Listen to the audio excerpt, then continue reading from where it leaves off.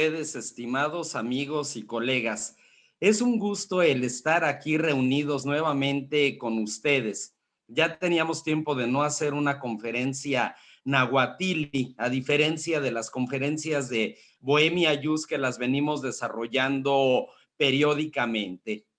Pues bien, vamos a platicar hoy de este tema tan interesante que es el tema de la responsabilidad civil. Aquí, ¿cómo es que queremos nosotros abordar este tema y por qué lo vamos a abordar? El tema concreto, el tema completo, la denominación completa que le damos a esta responsabilidad civil parte precisamente de la responsabilidad que se genera a partir de los hechos ilícitos. Y en ese sentido es que estamos entonces ubicando este tema dentro de lo que son las obligaciones en materia civil. A partir de ello entonces es que surgirá el comentario respecto a la responsabilidad civil cuando se presenta de manera objetiva, cuando de manera subjetiva y cómo podemos encaminar nosotros esta fuente de obligaciones a una parte que resulta fundamental. Esta parte que resulta fundamental es la reparación del daño, que es precisamente aquí el punto primordial. Quiero también hacer esta aclaración antes de empezar a revisar el material que nos comenta el maestro Jorge Gómez y que es lo siguiente.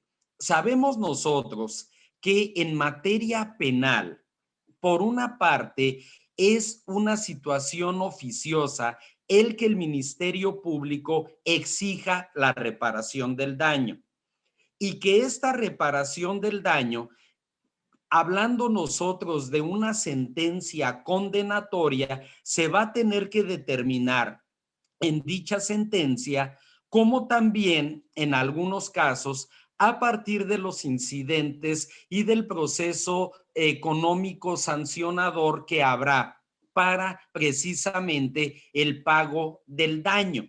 Sin embargo, también es importante revisar el tema de la responsabilidad a partir precisamente de su carácter de fuente de obligaciones. Es decir, cuando estamos en posición de exigirla, ¿cómo la vamos a plantear nosotros esta responsabilidad? Y sobre todo, también analizar aquí un poco lo que es la naturaleza jurídica de la acción que se va a ejercer, que se va a plantear por parte de la actora para exigir la misma.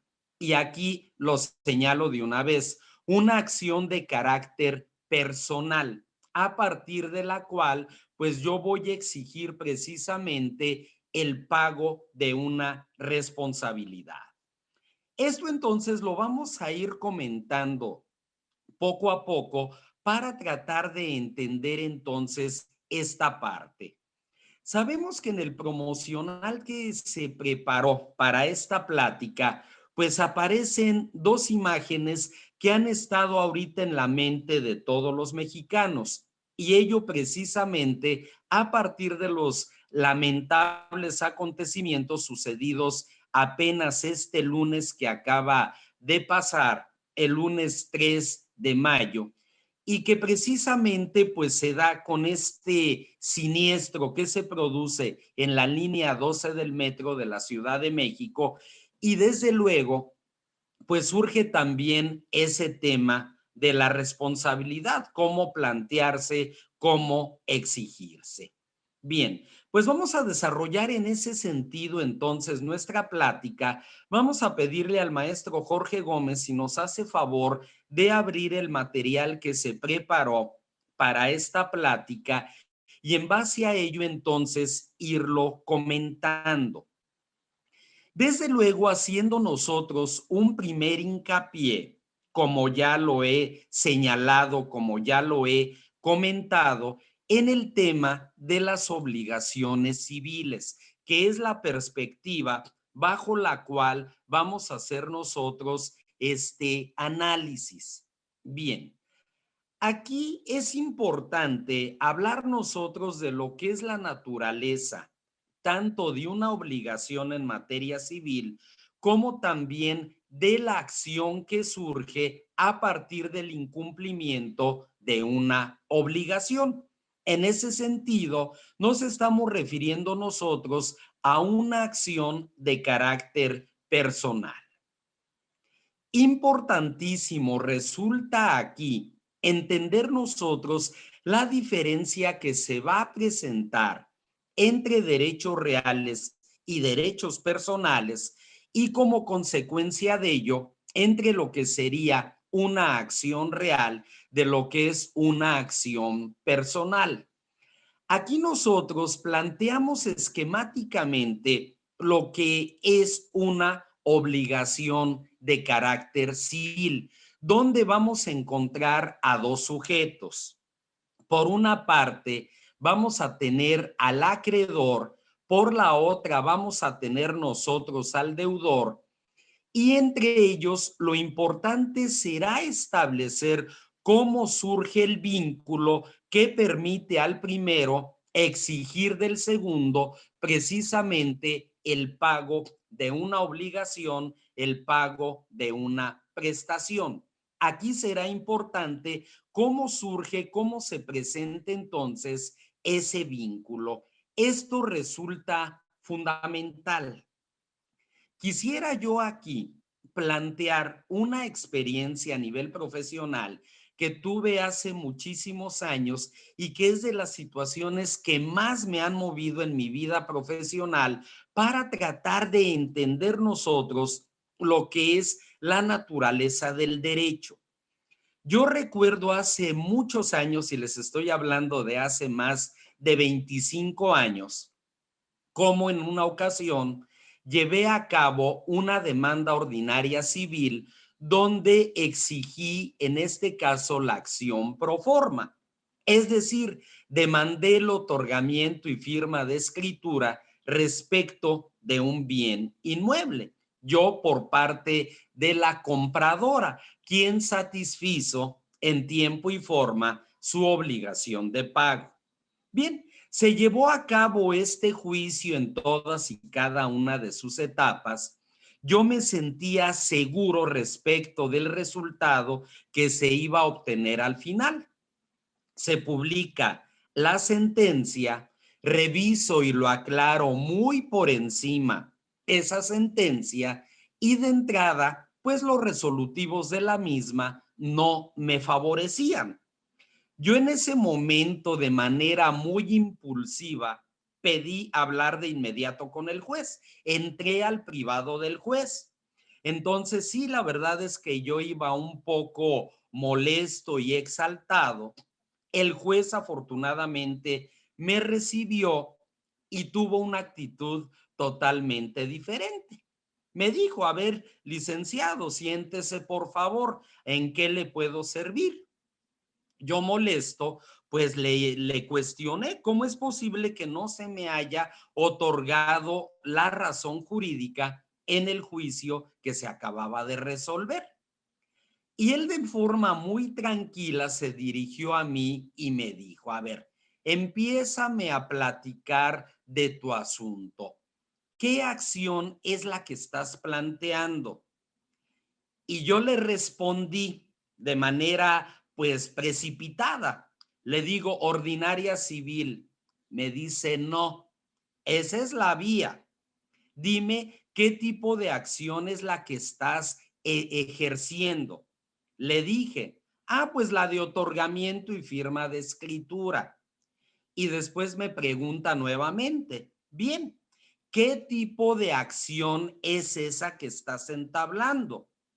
Y yo le respondí, es una acción real. Y el juez se acercó a mí y me dice, estimado amigo, eres muy joven, yo te sugiero que te vayas a estudiar, porque esa acción que estás tú ejerciendo no es una acción real, es una acción personal que parte del incumplimiento de un contrato. Créanme que esa anécdota no la voy a olvidar jamás, porque además el señor juez me la dijo de forma muy tranquila, muy respetuosa, y a partir de ello créanme que para mí siempre es importante entrar a la naturaleza de todo ello. Hablamos entonces aquí de una obligación en materia civil donde se da ese vínculo, donde el acreedor tiene derecho a exigir del deudor el cumplimiento de una prestación. Y es donde se presenta precisamente ese vínculo que estamos señalando. Si pudiéramos pasar a la siguiente, de favor, esta que ya habíamos comentado, que es este vínculo, y posterior a este vínculo, entonces vamos a encontrar en una obligación quiénes van a ser los sujetos y cuál va a ser el objeto de esta obligación. Como sujetos ya señalábamos nosotros, por una parte, el acreedor, quien va a tener el derecho de exigir el pago de una prestación cierta, determinada, y por la otra, el deudor, quien está en obligación de dar cumplimiento a la misma. ¿Cuál va a ser aquí el objeto de esta obligación? Esta obligación puede ser de dar, puede ser de hacer o puede ser de no hacer. Y muchas veces esto también llega a presentar confusión. ¿Por qué? Porque, por ejemplo, en el contrato que yo acabo de señalar, pues hablo de una obligación de dar.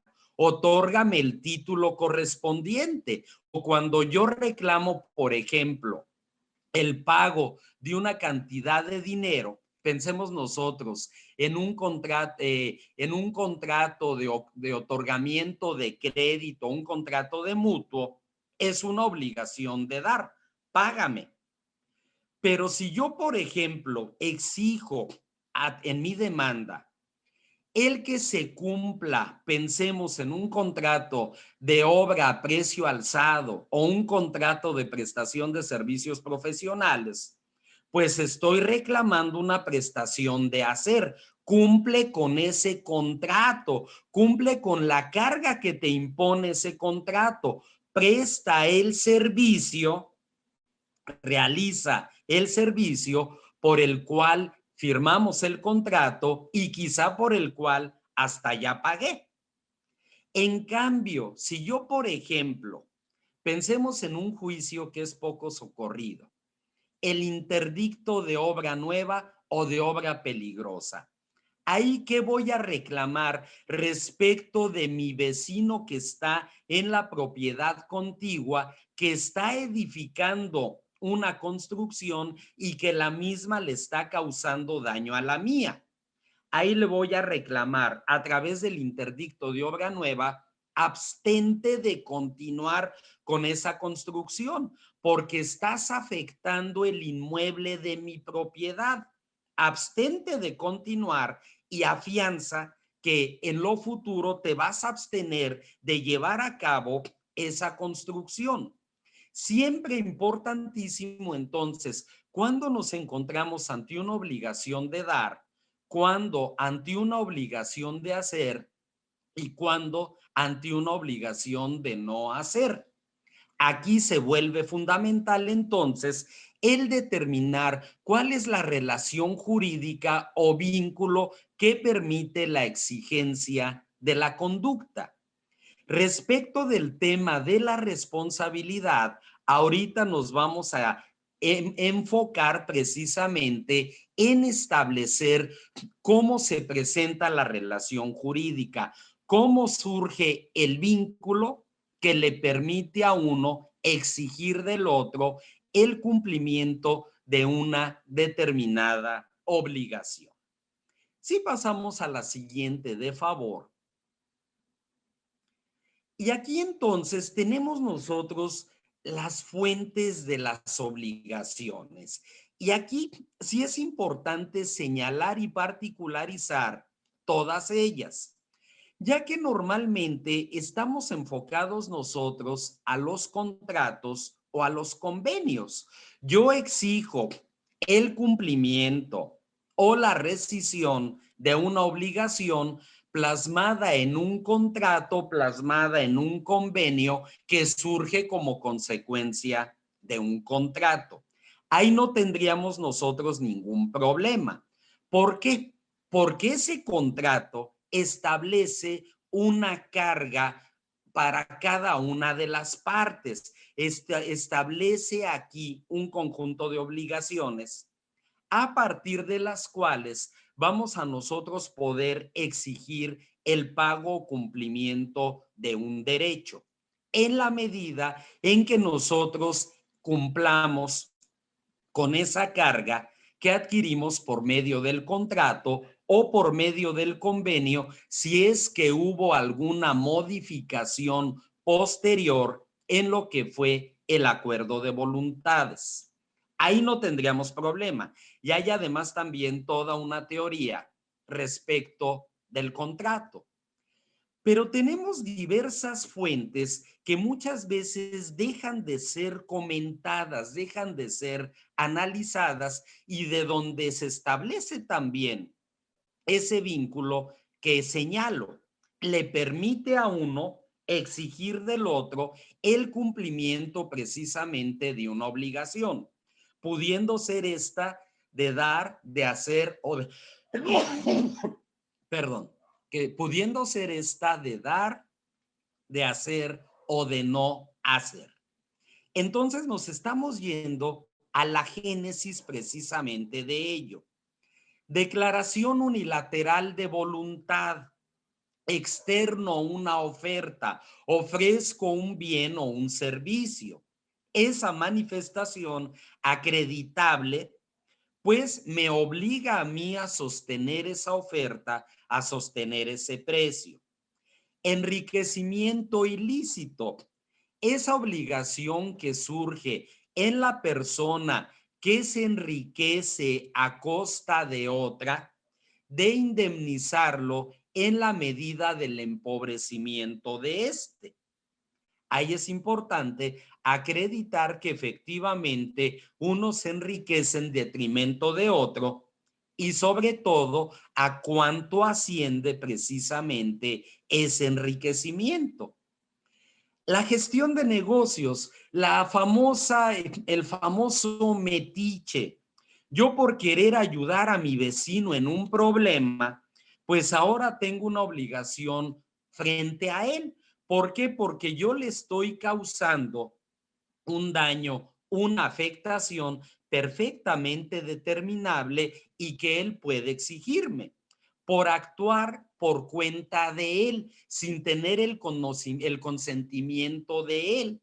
Esa gestión de mi parte le causa una afectación y ahora estoy obligado a resarcir precisamente la afectación que le causé con mi indebida gestión. Está el riesgo profesional. Ese llega a tener confusión con el área laboral, ya que estamos hablando nosotros del tema de los riesgos de trabajo, de las enfermedades profesionales que son exigibles en la vía laboral. Sin embargo, se establecen aquí también parámetros para determinar ese daño cuando se presenta como consecuencia del riesgo de trabajo o de la enfermedad profesional. Y el punto fundamental, el que nos da materia para la plática del día de hoy, es precisamente el de las obligaciones que nacen de los actos ilícitos. El tema de la responsabilidad civil lo enfocamos, lo ubicamos dentro de las obligaciones que nacen de los actos ilícitos como fuente de las obligaciones. Quiero hacer aquí un comentario antes de abordar de manera más específica este tema. Vamos a tener a partir del próximo lunes, y algunos de ustedes ya lo habrán visto en el promocional correspondiente, una serie de pláticas, un taller que va a consistir precisamente en las acciones personales en un sentido procesal. Vamos a retomar nuevamente el estudio de la acción de responsabilidad civil vamos a ver también nosotros otro tipo de acciones como es la de otorgamiento y firma de escritura, la acción pro forma, la acción interdictal de obra nueva u obra peligrosa que también se va a comentar. Vamos a analizar en otra de nuestras sesiones lo que es la acción de nulidad de juicio concluido. Y en la primera plática, de manera muy detenida, de manera muy puntual, ¿qué son las obligaciones civiles? Esto obedece a lo siguiente, y a lo mejor viene aquí un comentario de mi parte que podría ser considerado hasta agresivo, pero creo que no me falta razón. Revisa uno, por ejemplo, el currículo de las diversas licenciaturas en Derecho que se imparten en las distintas universidades y de repente uno encuentra lo siguiente. La materia de obligaciones civiles, una asignatura, nada más.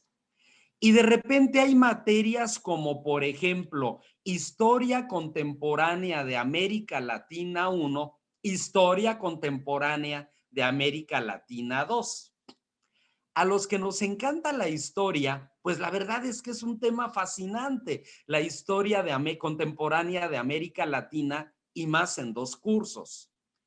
Pero no es licenciatura en historia, es licenciatura en derecho. ¿Cómo es posible que se busquen otro tipo de materias como relleno cuando temas como el de las obligaciones civiles es fundamental? Si a mí me lo preguntaran, yo pondría entre las 5 principales materias de la licenciatura en Derecho a las obligaciones civiles, al mismo nivel de importancia del derecho constitucional, de lo que es el juicio de amparo, de lo que es la introducción al derecho. Es un tema fundamental y que pocas veces alcanza a abarcarse y analizarse con con el debido detenimiento, por utilizar de alguna manera este término. Estas son las fuentes. ¿En qué va a consistir ahora sí ya de manera específica estas obligaciones que nacen de los actos ilícitos? Si pudiéramos pasar a la siguiente imagen, de favor. Vamos a partir aquí de lo que establece el artículo 1913 del Código Civil para la Ciudad de México, así como también de sus correlativos en las diversas entidades federativas. Esa parte, ese libro correspondiente a lo que son las obligaciones, va a establecer precisamente fuentes de las obligaciones, el tema ya comentado de la responsabilidad que surge de los actos ilícitos y aquí en concreto el tema de la responsabilidad objetiva. Perdón. Este artículo nos señala lo siguiente. Cuando una persona hace uso de mecanismos, instrumentos, aparatos, vehículos automotores o sustancias peligrosas por sí mismas, por la velocidad que desarrollen, por su naturaleza explosiva o inflamable, por la energía de la corriente eléctrica que conduzcan o por otras causas análogas, está obligada a responder del daño que cause, aunque no obre ilícitamente, a no ser que demuestre que ese daño se produjo por culpa o negligencia inexcusable de la víctima. En todos los casos, el propietario de los mecanismos, instrumentos, aparatos, vehículos automotores o sustancias peligrosas será responsable solidario de los daños causados. Aquí estamos entonces entrando al origen de esta responsabilidad. El solo hecho de hacer uso de todos estos mecanismos, instrumentos, aparatos, vehículos o sustancias que se señalan, ya genera una responsabilidad, a la cual vamos a llamar responsabilidad objetiva, y algunos denominan como teoría del riesgo. Esto ya me está obligando a responder. Se señala un caso aquí de excepción, salvo que en este caso el daño se produzca por culpa o negligencia inexcusable de la víctima.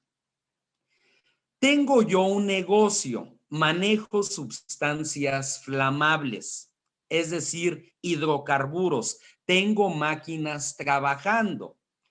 Aquí resulta que la supuesta víctima o la víctima que me pretende exigir esta responsabilidad se dedica al huachicol, perforó para sustraer combustible de mi fábrica y eso le produjo un daño.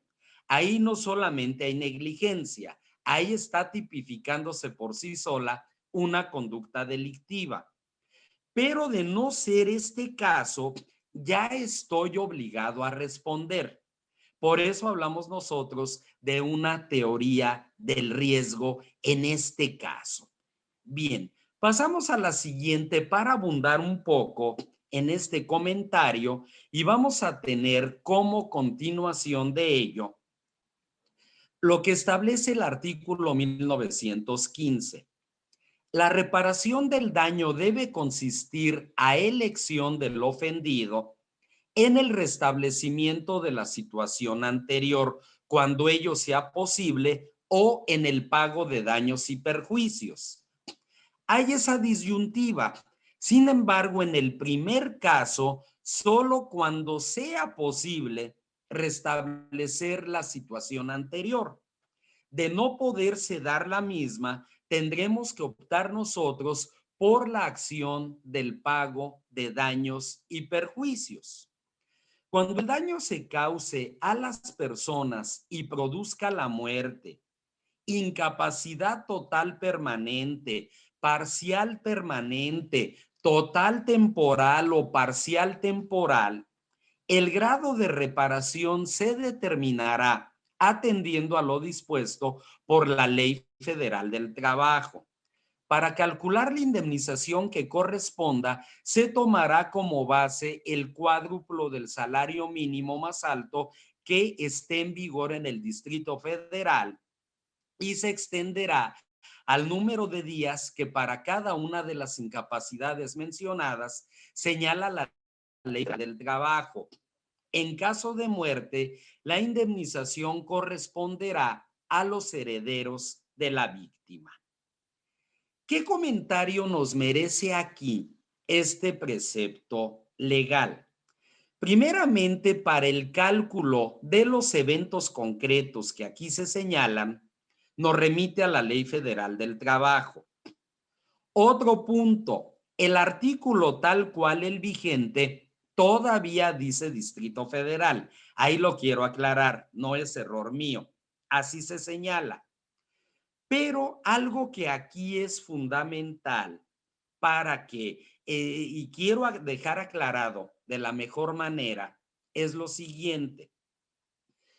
Cualquiera de ustedes, estimados amigos, colegas, a lo mejor podría decir sí, pero para eso está la sentencia en materia penal. Si es una sentencia condenatoria, forzosamente se tiene que ocupar de la reparación del daño. Y habrá veces en que de manera incidental puntualicemos el monto de alguno de los daños ocasionados. Sí, pero en materia civil nos encontramos ante un escenario un poco diferente. ¿Por qué? Porque el Ministerio Público determinó no ejercer la acción penal o porque se abstuvo de seguir conociendo de los hechos que dieron origen a una carpeta de investigación, o porque se sobreseyó la causa, o bien porque la sentencia emitida por el juez penal es absolutoria. Ahí es donde precisamente vamos nosotros a esta reparación del daño en materia civil, o bien cuando se desprende de las conductas descritas en el artículo 1913, pero finalmente no se tipifica una conducta delictiva. Eso también lo quiero dejar muy en claro. El artículo 1915 establece lo siguiente. La reparación del daño debe consistir, como comentábamos, elección del ofendido, en el restablecimiento de la situación anterior cuando ello sea posible o en el pago de daños y perjuicios. Cuando el daño se cause a las personas y bien, todo esto que ya comentábamos, ¿no? Nos vamos a remitir entonces a lo que establezca la Ley Federal del Trabajo. En cualquier otro caso, pues, si se produce la muerte, íbamos nosotros a la indemnización que corresponda a los herederos de la víctima. Pasamos a la siguiente, de favor. Bien. Y entramos a lo que sería responsabilidad subjetiva, en el entendido de que en la responsabilidad objetiva no hubo la intención. Existe la teoría del riesgo, pero no hay una intención. ¿Cómo ubicamos a la responsabilidad subjetiva entonces en términos de lo señalado por el artículo 2025? La característica principal de esta responsabilidad subjetiva es la conducta, siendo la culpa del autor de la conducta la determinante para la imputabilidad de la responsabilidad. Hay culpa o negligencia cuando el obligado ejecuta actos contrarios a la conservación de la cosa o deja de ejecutar los que son necesarios para ella. Ahí lo primordial entonces se vuelve precisamente el determinar aquí precisamente esa conducta. En este caso hay conducta y en ella se presenta culpa o negligencia por haber dejado de ejecutar actos o realizar actos contrarios a la conservación de la cosa o por dejar de ejecutar los que son necesarios para ella. De aquí surge entonces precisamente el planteamiento. Hay responsabilidad objetiva por el solo manejo o por el hecho de tener un instrumento, artefacto, vehículo, o surgen precisamente a partir de la culpa del autor de la conducta. Ambas nos van a llevar a un mismo camino, a exigir el cumplimiento precisamente de esa responsabilidad y como consecuencia de ello, el pago que se determine como consecuencia de ello. Independientemente de que exista esta culpa o de que no se presente la culpa. Pasamos a la siguiente, por favor. Bien. ¿Cómo se va a determinar esto? En base a lo señalado en los dos preceptos legales antes comentados, el artículo 1913 y el artículo 2025, es muy importante en cada caso analizar detalladamente la acción o la omisión y el grado de culpa en que se incurrió para determinar con ello qué tipo de responsabilidad es la que se trata. Y aquí lo recalco y lo resalto. Esto no es asunto menor. Esto es parte de la carga probatoria que tendremos que asumir al momento de plantear nuestra acción. Precisamente detallar aquí la acción o la omisión y sobre todo el grado de culpa en que se incurrió para que a partir de ello resulte inconcluso que esa responsabilidad es atribuible a una o varias personas y como consecuencia de ello quedan obligados a restituir la situación antes de que se presentara el evento o bien a reparar el daño. Como toda acción legal, es entonces importante analizarla de forma detenida en base a esto que nosotros estamos indicando. ¿Hay o no hay responsabilidad? ¿Es posible o no es posible restituir la situación al momento previo en que se presenta el evento? ¿O tendremos que irnos por la acción de reparación del daño? Es un escenario que tendremos que determinar de manera detenida para hacer el planteamiento correspondiente en la vía civil, puesto que estamos hablando aquí de estos supuestos, de estos casos concretos, donde es la vía civil y no la penal la indicada para exigir la misma. Pasamos a la siguiente, de favor. Bien, ¿cuáles van a ser aquí las consecuencias de la responsabilidad?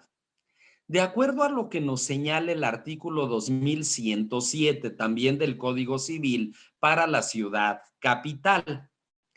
La responsabilidad de que se trate en este título, además de importar la devolución de la cosa o su precio o la de entre ambos, en su caso, importará la reparación de los daños y la indemnización de los perjuicios. La reparación se va a dar en base a los daños, a eso que es perfectamente determinable, porque lo tenemos a la vista, porque puede ser dictaminado. Y la indemnización respecto a los perjuicios, es decir, aquella ganancia lícita de la cual se le está privando a la víctima. Por eso, entonces, esa responsabilidad que va a importar. Devolver la cosa cuando es posible restituirla, o su precio, o la de entre ambos. Y también hablamos nosotros aquí de la reparación del daño, ese que vamos a determinar a través de prueba pericial, y la indemnización de los perjuicios. Y aquí el tema es cómo vamos a calcular, cómo vamos a determinar nosotros esa indemnización. ¿Cuál va a ser aquí ese parámetro? Ahorita lo vamos a comentar. Pasamos a la siguiente, por favor. ¿Qué va a ser el daño? ¿Qué va a ser el perjuicio? ¿Y cómo se va a presentar aquí el nexo causal entre ambos? El artículo 2108 nos dice: se entiende por daño la pérdida o menoscabo sufrido en el patrimonio por la falta de cumplimiento de una obligación. ¿Por qué demando? ¿Por qué planteo esta acción personal? En este caso, de cumplimiento de la obligación. Pues surge precisamente a partir de la falta de ese cumplimiento. Vengo por medio del presente escrito a exigir el cumplimiento de la obligación.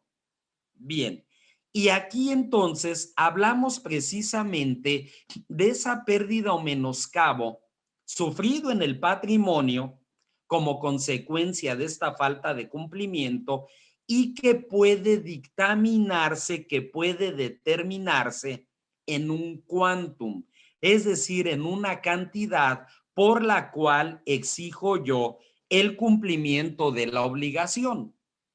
¿Qué es el perjuicio? De acuerdo con el artículo 2109, se reputa perjuicio a la privación de cualquier ganancia lícita que debiera haberse obtenido con el cumplimiento de la obligación. Aquí el sujeto pasivo en el daño es precisamente esa afectación en mi patrimonio, algo que ya existe, algo que está determinado. El perjuicio sobre una ganancia lícita que yo tengo precisamente que demostrar de qué se me está privando. Y el artículo 2110 nos dice respecto del nexo causal lo siguiente. Los daños y perjuicios deben ser consecuencia inmediata y también directa de la falta de cumplimiento de la obligación, ya sea que se haya causado o que necesariamente deban causarse. Quiero plantear un ejemplo un poquito distinto al supuesto que aquí se nos está presentando para tratar de entender. Vamos a suponer que no estuviéramos hablando nosotros aquí de las obligaciones que surgen de los actos ilícitos. Vamos a suponer que estamos exigiendo el cumplimiento de un contrato y que ese contrato, el que ustedes gusten, el que sea, establece una penalización, penas convencionales, pago de responsabilidad objetiva, pago de algún interés a partir de un incumplimiento. Vengo yo a demandar el cumplimiento de este contrato y como consecuencia de ello, el pago de esta cantidad como suerte principal y como consecuencia de ello, el pago de la responsabilidad objetiva establecida en esta cláusula. Y siguiente prestación, como consecuencia de la prestación principal, el pago de esta indemnización. Todo lo voy desglosando del contrato. ¿Por qué demando? Porque la parte demandada incumplió con el conjunto de cargas que le impone ese contrato. Por eso demando. Eso es algo que hacemos sistemáticamente, que lo hacemos de manera obvia. Pero aquí no estamos hablando de un contrato o de un convenio. Aquí estamos hablando precisamente de una situación donde pudo o no haber habido culpa, pero se da cualquiera de los supuestos, ya sea del artículo 1913 o 2025. Demando yo entonces ese daño que se cuantifica respecto de la afectación o menoscabo sufrido en un bien o derecho que forma mi patrimonio. Y el perjuicio que se da de una posible ganancia lícita de la cual se me está privando. Ante ello, entonces resulta claro el contenido del artículo 2110. Los daños y perjuicios deben ser consecuencia inmediata y también directa de la falta de cumplimiento de la obligación. No me pagaste los daños, no me pagaste el perjuicio, entonces vengo a plantear la acción por la cual exijo el cumplimiento de la obligación y como consecuencia de ello, el pago de esos daños y de esos perjuicios, tanto los que se han causado como aquellos que necesariamente se me causan como consecuencia de una conducta. Todo esto insistiendo, llevándolo al plano del derecho civil, planteado como una acción personal. Y vamos a ver un poquito más adelante cómo lo plantearíamos. Si pasamos a la siguiente, por favor. Bien. ¿Qué pudiéramos encontrar nosotros como un camino que nos pudiera allanar esta posible acción que surge, insisto, a partir del incumplimiento de una obligación generada por un acto ilícito? El artículo 2100 117 establece lo siguiente. La responsabilidad civil puede ser regulada por convenio de las partes, salvo aquellos casos en que la ley disponga expresamente otra cosa. Si la prestación consistiera en el pago de cierta cantidad de dinero, los daños y perjuicios que resulten de la falta de cumplimiento no podrán exceder del interés legal, salvo convenio en contrario.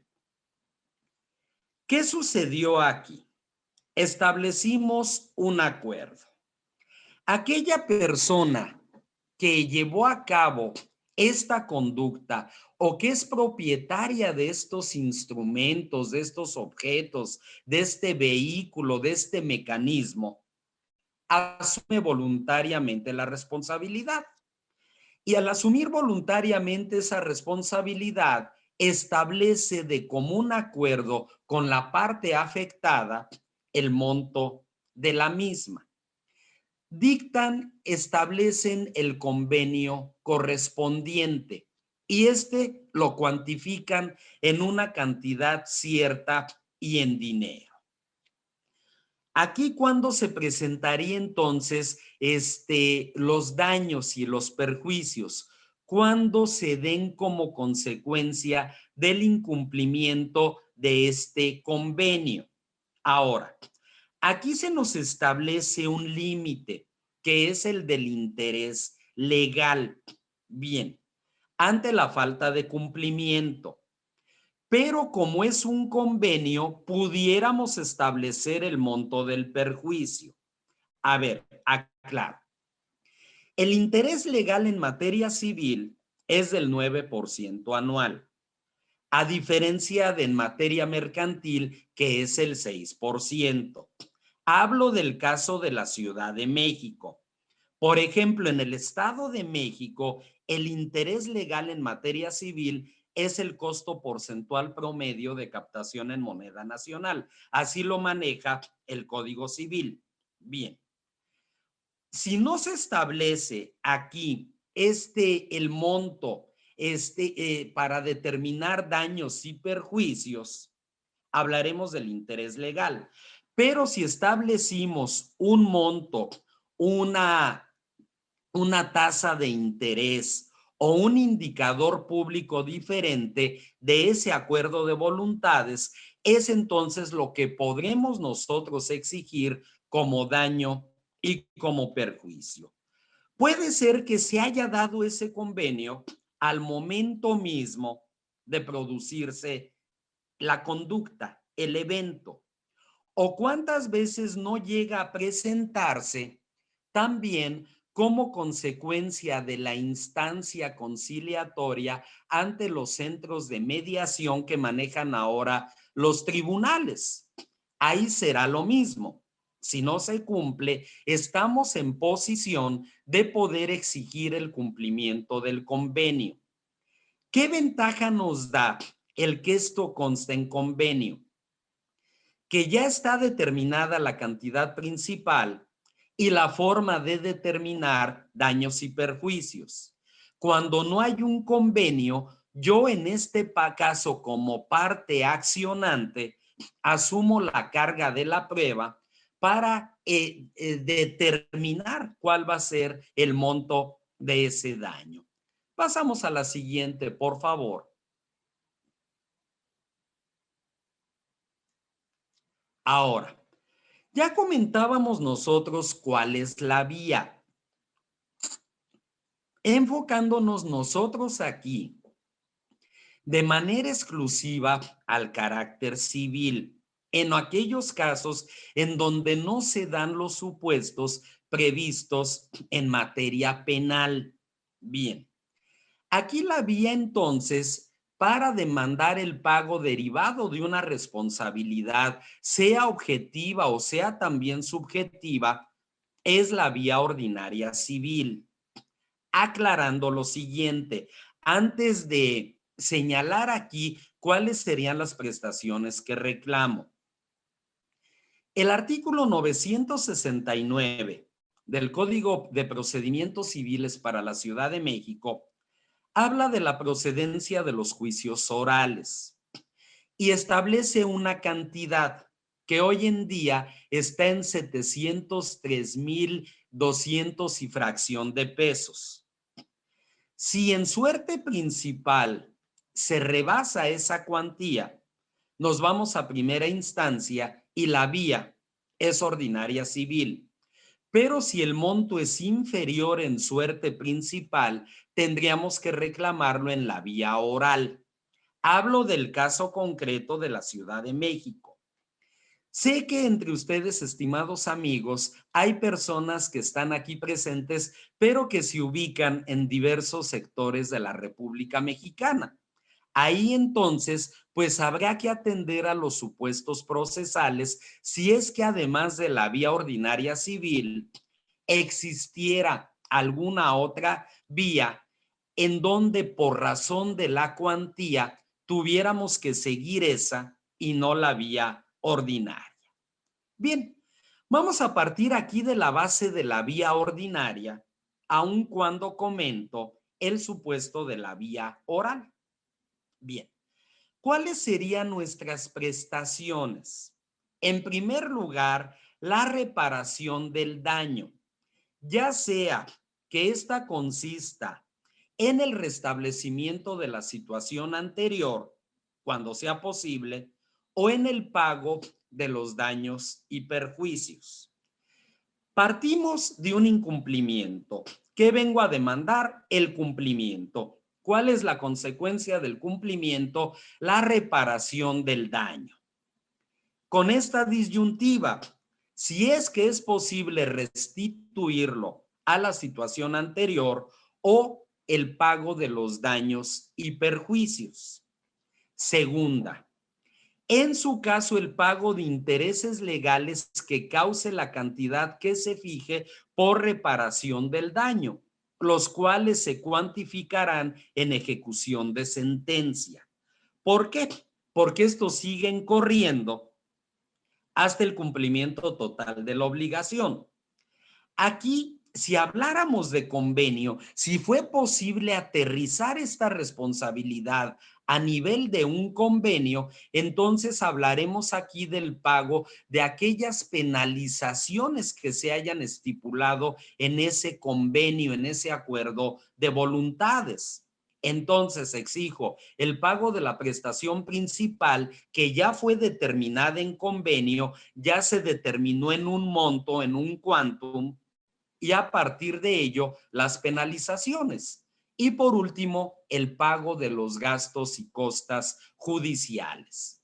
Aquí hablamos entonces de la vía y estamos hablando también de la acción. En este caso, una acción de carácter personal por la cual exijo la reparación del daño, por la cual exijo en su caso el pago de intereses o penalizaciones y también el pago de gastos y costas.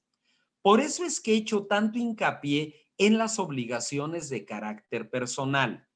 Al surgir aquí esta obligación como consecuencia de esta responsabilidad, es una acción de carácter personal donde recordamos el primer diagrama que vimos.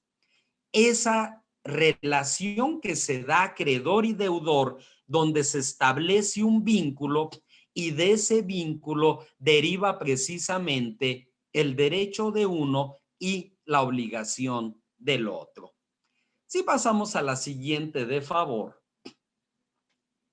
Bien, ahora, todo esto nos presenta el siguiente escenario y creo que es donde se tiene que trabajar mucho, tanto nosotros como abogados postulantes, como también por parte del legislativo y en su caso también del Poder Judicial, hablando aquí de correctos criterios de interpretación de la ley. Tenemos lo siguiente. En materia procesal, uno de los principales retos para el litigante es la determinación del monto a demandar y el monto a condenar por parte de los jueces. ¿Cuánto demando por concepto de responsabilidad, sea objetiva o subjetiva? ¿Y qué condena si es que la sentencia es condenatoria? Será aquella que emite el juez. ¿Van a coincidir o no va a coincidir? Ese es un punto importante. Muchas veces se reclaman montos estratosféricos sin una base probatoria ni peritaje que lo fundamente. Esta fundamentación debe ser clara, debe ser lógica respecto del monto de los daños y perjuicios. Es decir, pienso, y a lo mejor influye muchas veces en el criterio de la gente, sobre todo los que no son abogados. Es que en Estados Unidos a mí por esto me hubieran pagado $1,000,000. Sí, pero no estamos en Estados Unidos ni tenemos su mismo sistema jurídico. Aquí es diferente. Entonces, lo que yo estoy reclamando o el monto de ese daño y de esos perjuicios que yo quiero determinar, ¿parten de una base lógica o no parten de una base lógica? Ahí será fundamental el peritaje que al efecto se emita para determinar esos daños y en su caso los perjuicios. Dice aquí en los casos en que las partes determinan mediante convenio el monto derivado de la responsabilidad y la forma en que deberá de cubrirse el pago. La falta de cumplimiento nos llevará simplemente a reclamar el pago del importe determinado en el convenio y de la penalización estipulada ante la falta de cumplimiento. Por eso es vital, si podemos nosotros aterrizar el problema en un convenio, es mejor, sobre todo cuando estamos por parte de la víctima, de la persona afectada. Ya por lo menos hay el reconocimiento de una responsabilidad y de un monto, así como de los daños y de los perjuicios. Vengo a demandar el cumplimiento de este convenio de responsabilidad civil y ya como consecuencia de ello las demás prestaciones.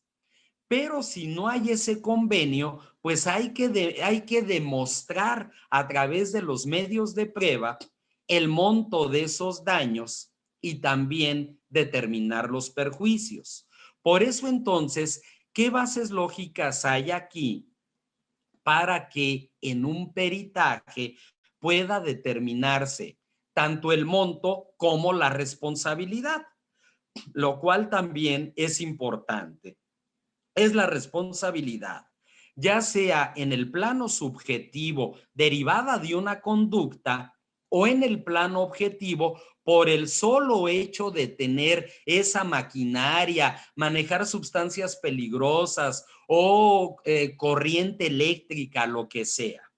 Es entonces un reto que se vuelve complicado en planteamiento, en asumir la carga de la prueba para que pueda darse esa sentencia condenatoria respecto del monto que buscamos obtener, lo cual es entonces como planteamos aquí como un reto, como un desafío que se debe de aterrizar perfectamente. Si pasamos a la siguiente, por favor. Bien, y aquí desde luego, bueno, vamos a establecer como en todo, basándonos en la teoría general del proceso, aquellos casos de excepción que puede plantear en este caso la persona responsable o a quien se le pretende fincar esta responsabilidad. Para desvirtuar aquí el pago de la responsabilidad objetiva o incluso la subjetiva, tenemos el caso fortuito. Aquí yo puedo hablar del caso fortuito como aquel suceso que impide el cumplimiento de la obligación, no era previsible usando de una diligencia normal, pero de haberse podido evitar se hubiera evitado. Ahí señalamos ese caso fortuito. Era posible el haberlo evitado, pero siempre y cuando hablemos de una diligencia normal. O el caso de la fuerza mayor, aquel evento que no pudo ser previsto ni que de haberlo sido podría haberse evitado. Es decir, no había modo alguno de evitar que sucediera. Hay que ver entonces como supuestos de excepción y defensa estos que nosotros estamos señalando. Así como también el que esa persona a quien se atribuye la responsabilidad a través de su prueba pericial y de cualquier otro elemento de prueba, determine que el monto de la obligación no es aquel que reclama la parte actora. Pues bien, como podemos ver aquí, de verdad se trata de todo un tema que pocas veces se aborda, que pocas veces se analiza en un sentido real. Tan cuadrados perdón por la expresión, tan cuadrados estamos muchas veces en partir de contratos o incluso de convenios que pocas veces vemos que también podemos exigir el cumplimiento de una obligación a partir de esta responsabilidad. Son asuntos importantes donde no podemos pasar por alto el principio fundamental que nos dice que las partes asumen la carga de la prueba de los hechos constitutivos de sus pretensiones. Por lo tanto, el actor deberá probar su acción y el reo o el demandado sus excepciones. Pues bien, estimados amigos, ya nada más para concluir esta plática, hacemos de su conocimiento lo que va a ser el taller práctico que vamos a iniciar a partir del próximo lunes y que lleva por nombre las acciones personales en un sentido procesal. Bien, nuestra primera sesión, que será el próximo lunes, será las acciones personales en las obligaciones de dar, de hacer y de no hacer, como complemento de lo que hoy comentamos al principio de nuestra charla. Esta será el próximo lunes, el próximo miércoles, todas bajo la misma denominación, las acciones personales en un sentido procesal. Esta segunda sesión será el juicio de responsabilidad civil objetiva y subjetiva. Aquí, como complemento de lo comentado el día de hoy, vamos a analizar una demanda de responsabilidad objetiva y otra demanda de responsabilidad subjetiva para ver la forma en que haríamos ya los planteamientos correspondientes y la forma en que presentaríamos los hechos. Ya abordaremos entonces más a fondo el tema comentado el día de hoy. En la sección del próximo viernes 14, los juicios de otorgamiento y firma de escritura, es decir, la acción pro forma y de interdicto de obra nueva. Hago aquí una aclaración. No es un interdicto posesorio, como lo son el de retener o recuperar la posesión. La ley contempla el interdicto de obra nueva y el de obra peligrosa. ¿Y por qué lo vamos a tocar? Porque es el ejemplo característico de una obligación de no hacer. Vengo a demandar de esta persona, de mi vecino, que se abstenga de seguir construyendo en su propiedad, ya que eso está dañando la construcción que hay en la mía. Y asimismo exijo que afiance el que efectivamente dejará de construir. Entonces, la acción pro forma, que es una obligación de dar, la de interdicto de obra nueva, que es precisamente la obligación de no hacer.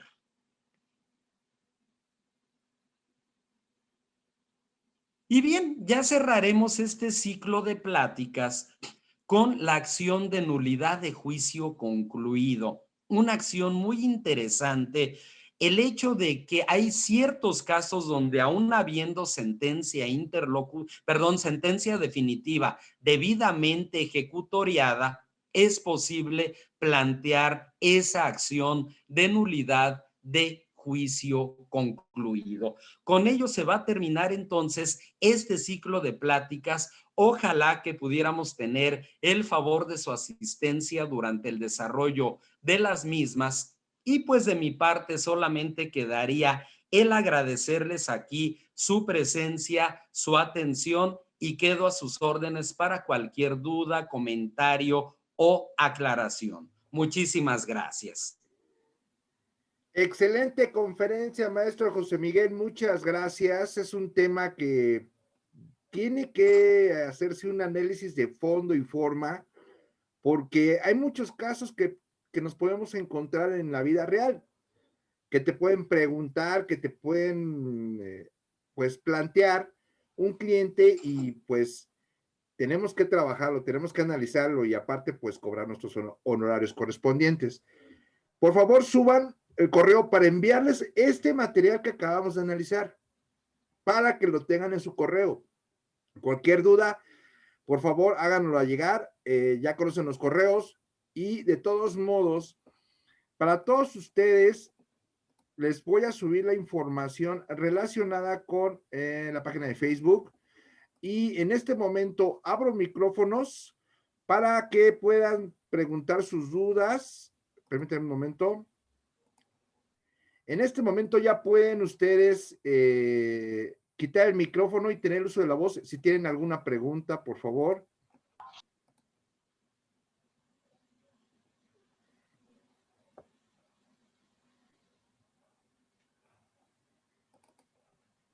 Suban sus correos electrónicos para poder enviarles este material. Y como ya lo bien dijo el maestro José Miguel, están cordialmente invitados para el curso que inicia el próximo lunes, que es un gran curso, lo cual los invitamos amablemente para que puedan ustedes asistir.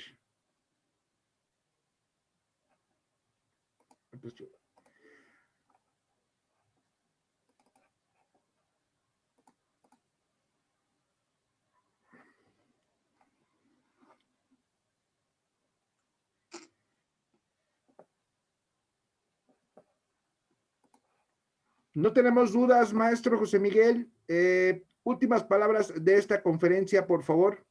Claro que sí, maestro Jorge, pues nuevamente agradecerles a todos y a cada uno de ustedes su presencia en la misma. Créanme que el tema es muy interesante, da para muchos comentarios y sobre todo pocos temas, como es en este caso el de las obligaciones civiles, nos dan tanta pauta para el debido planteamiento precisamente de una acción. ¿Hasta dónde llego? ¿Hasta dónde no puedo llegar? Esa va a ser entonces la idea de este ciclo de pláticas que vamos a tener, analizando estas fuentes de las obligaciones, analizando y distinguiendo lo que son las obligaciones de dar, de hacer, de no hacer, y cómo hacer precisamente estos planteamientos de manera correcta. Muchas veces a lo mejor no estamos de acuerdo con el resultado de una sentencia, pero lo que no nos ponemos a analizar es que a lo mejor nuestro planteamiento no fue claro, o a lo mejor quisimos hacer valer prestaciones que son contradictorias y por eso no se obtiene el resultado deseado. Yo les agradezco muchísimo su presencia entonces en esta conferencia náhuatl y les deseo que pasen la mejor de las noches, que tengan un excelente fin de semana y esperemos pronto estarnos viendo. Muchísimas gracias. Muchísimas gracias a todos. Acabo de subir la página de Facebook. Ahí van a encontrar esta conferencia y muchas más. También amablemente los invitamos que pues suban sus comentarios a los chats que correspondan, felicitando la conferencia. Y les agradecemos infinitamente su presencia el día de hoy. Para nosotros es un orgullo estar aquí con ustedes en este gran viernes y que tengamos este tiempo para tener una mejor cultura jurídica que en verdad lo necesitamos y lo necesitamos todos, incluyéndonos. La verdad, muchísimas gracias. Cualquier duda, cualquier situación, ya también pueden hacer comentarios en la página de Facebook. Y mañana estaremos en Conferencia Vampiro. No olviden, iniciamos el lunes esas grandes conferencias de acciones personales. Que tengan ustedes una excelente tarde, un excelente viernes, excelente fin de semana y nos vemos en la próxima. Gracias. Gracias, maestro. Buenas noches. Buenas noches. Buenas Gracias. noches a todos. Muchas gracias. Buenas noches. Gracias. Gracias a todos, muy amables. Gracias, buenas noches. Gracias. Gracias, buenas noches. Hasta luego. Gracias. Buenas noches, bendiciones. Buenas noches. Gracias.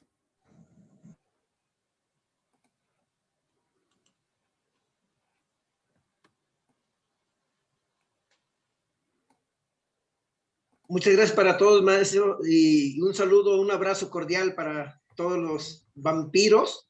Y ahora, ¿cómo se llama este nuevo grupo?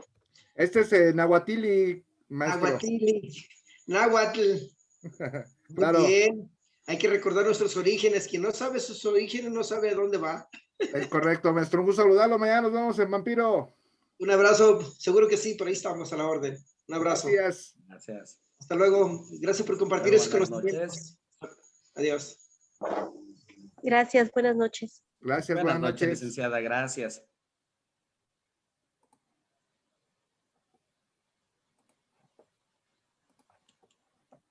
Muchas gracias a todos. Ya está la conferencia en Facebook. La pueden ver también. Doy por terminada la conferencia. Gracias.